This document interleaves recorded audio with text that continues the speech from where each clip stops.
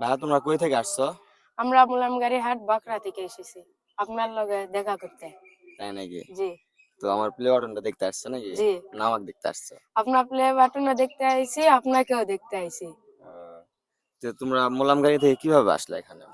প্রথমে সেনজিৎ চললাম, সেনজিৎ চড়ে নামবে বললাম যে টিভি না কি বলে ভিটি। ভিটি, ভিটি আলাম, ভিটি থেকে লোকদেরকে জিজ্ঞাসা করে করে এলাম রেল স্টেশনে টিকটক করেন।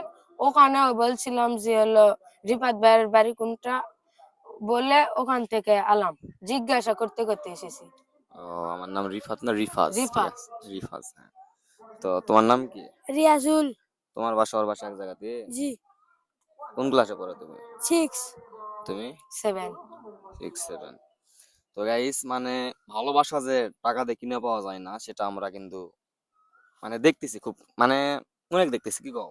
অবশ্যই সব আসলে ভালোবাসার মানুষ সব কত দূরের থেকে দেখা করতে আইছে সবই আসলে মোলাম গাড়ি তো এটা বগুড়া না? জি জি, কই থাকলো বগুড়া। বগুড়া আর কই থাকলো জয়পুরহাট। ওখান থেকে মানে ওরা এত দূর মনে করেন আমাদের সাথে দেখা করতে আসলো শুধু ভালোবাসার টানে।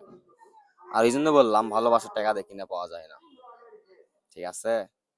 তো তোমরা ভাই কত দূর থেকে আসলা? জি আমার আমার আমার আমার সঙ্গে কন্ট্যাক্ট করার কোনো কিছু পাওনি যে কন্ট্যাক্ট করতে, তাহলে আমরা যাইতাম, তোমাকে এত কষ্ট করে আসা লাগতো না। জি না। উম, আচ্ছা ঠিক আছে, সমস্যা নাই। জি, খাওয়া দাওয়া করেছি, নতুন বাজারে এসে খেয়েছি। ও আচ্ছা, আমাদের বাসা তার একবার খাও। না না না, খাও খাও। খাইছি, পেট ভরা আছে, খাই এলাম। সমস্যা না, আমাদের না বাসা তাই না না খাওয়া, আসো খাওয়া দাওয়া না করে না না, তারপরে আসো। না আসো আসো।